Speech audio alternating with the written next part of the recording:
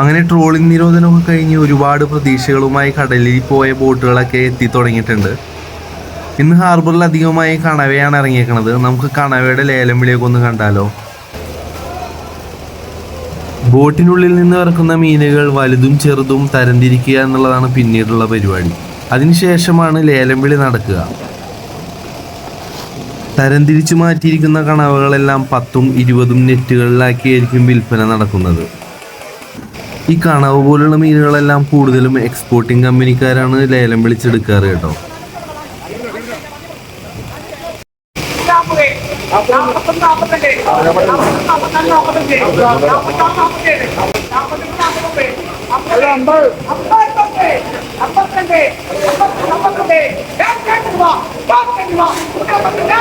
ASF എന്ന് പറഞ്ഞ കമ്പനിയാണ് കണവ എടുത്തിരിക്കുന്നത്. ഇനി ഈ കണവകളെല്ലാം തൂക്കി പാക്ക് ചെയ്ത് കമ്പനികളിലേക്ക് എത്തും.